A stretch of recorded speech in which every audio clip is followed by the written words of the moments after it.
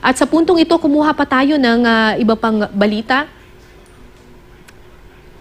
Nandiyan po ang ating kapuso na si Katrina Son na nasa Olongapo City ngayon. Katrina, are you there?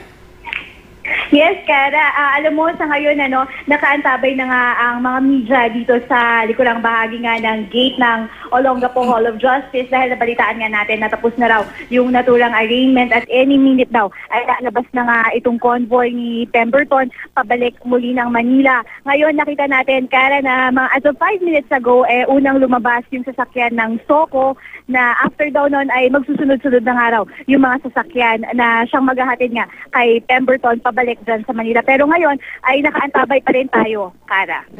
Gaano kahigpit ang seguridad dyan, at least sa labas ng Olongapo City Hall of Justice, Katrina? Kaya alam mo, napakahigpit ng seguridad ngayon dito dahil katabi nga nitong harapan nitong Olongapo Hall of Justice ay palengke. At pati nga yung mga mamimili na pumupunta doon sa palengke ay isa-isang chinecheck ng mga PNP personnel na nakadeploy ngayon dito. Pati yung mga sasakyan ng mga nagtatrabaho dito sa mismong Hall of Justice ay chinecheck rin isa-isa ng PNP. Hindi sila basta-bastang nagpapapasok. Lahat ng gate dito sarado ngayon. Mismo pati lobby, hirap ang MISA, pati yung mga nagtatrabaho na makapasok doon. Kaya ganon kahigpit ang seguridad ngayon dito.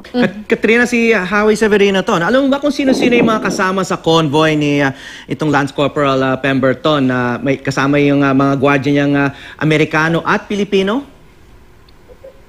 Howie, wala tayong information kung sino yung mga kasama sa convoy kanina.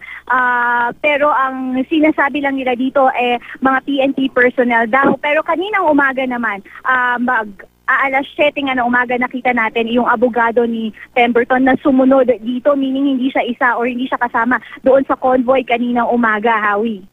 Okay, wala namang impormasyon kung nandito sa bansa o sinasamahan ng pamilya ni Pemberton ang suspect.